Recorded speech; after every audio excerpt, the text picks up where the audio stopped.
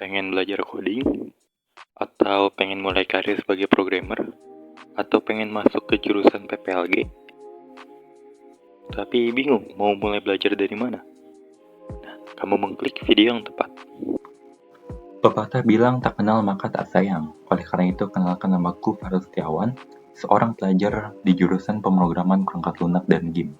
Dan fokusku adalah di bidang website dan game. Atau bisa dibilang, aku mempelajari tentang full stack dan game development. Kalau begitu kita lanjut ke materinya. Konsep dasar pemrograman. Ketika kita mulai belajar tentang programmer, kita tidak langsung menulis begitu banyak kode-kode yang rumit yang pada akhirnya nanti menciptakan error baru. Tapi kita harus mengerti apa itu konsep dasar dari pemrograman itu terlebih dahulu.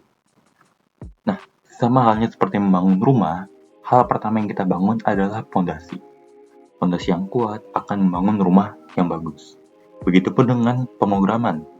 Konsep dasar pemrograman adalah fondasi utama yang wajib dikuasai agar perjalanan kita sebagai programmer itu dapat berdiri dengan kokoh serta bagus.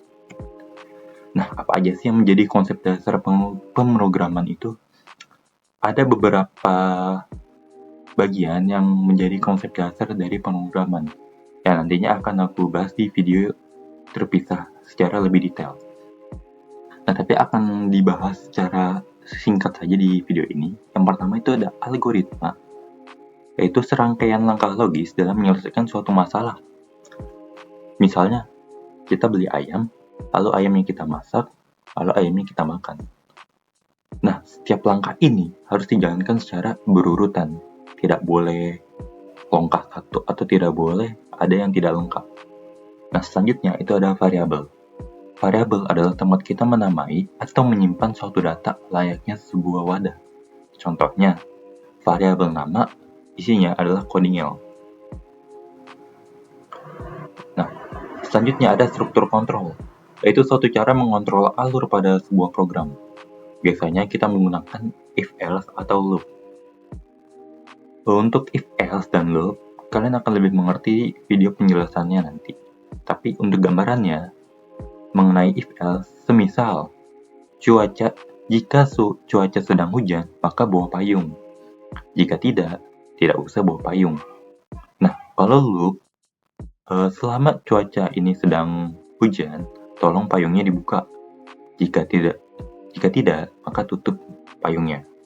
Nah, selanjutnya ada OOP dan POP, yaitu suatu metode yang digunakan dalam pemrograman.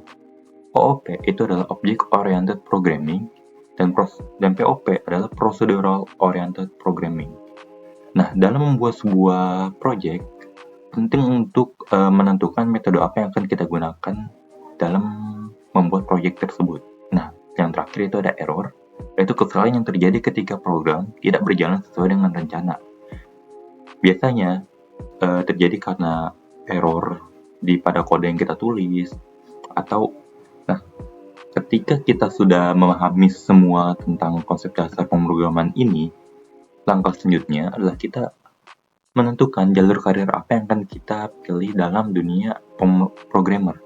Kita bisa menjadi website developer, yang nanti kita akan belajar tentang HTML, CSS, dan JavaScript, membuat sebuah website yang benar-benar menarik, dengan fitur yang banyak, tampilan yang responsif, bisa dibuka di semua aplikasi, dan sebagainya.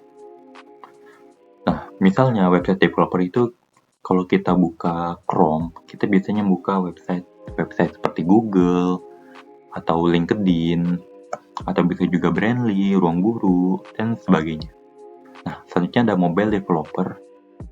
Kita akan belajar tentang Android, Flutter, dan lain-lain. Mobile developer, kita akan belajar untuk membuat aplikasi-aplikasi yang biasanya kita gunakan pada ponsel kita. Atau kita juga bisa menjadi seorang game developer, yang nanti kita akan belajar tentang bahasa pemrograman C#, belajar menggunakan Unity, Unreal Engine, dan juga Godot.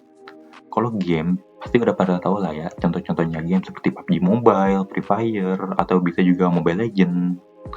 Nah, atau kita juga bisa menjadi seorang data analis. Kita akan belajar tentang menganalisis data, menggunakan bahasa pemrograman Python, SQL, dan juga NoSQL. Nah, Kenapa sih kita perlu menentukan jalur karir kita? Ini ditujukan agar kita bisa menemukan titik fokus kita dalam belajar. Sehingga ketika kita menjalani proses pembelajaran tersebut, kita bisa lebih mudah fokus, juga lebih mudah mengerti, dan terasa lebih cepat dan menyenangkan. Setelah jalur karir tersebut teman-teman merasa sudah cukup, baru kita boleh pilih jalur karir yang lain, seperti jika website developernya sudah selesai, kita bisa memilih game developer, atau ketika game developernya selesai, kita bisa memilih mobile developer. Nah, ketika teman-teman sudah menentukan jalur karir teman-teman mau seperti apa, maka teman-teman akan menemukan jalur karir baru teman-teman sebagai seorang programmer. Oke, apabila masih ada yang tidak dimengerti dari video ini, silahkan tulis di kolom komentar. Terima kasih sudah menonton. Next video kita akan membahas tentang lebih detail apa itu algoritma. Oke, terima kasih yang sudah menonton. Jangan lupa keep coding and keep creating.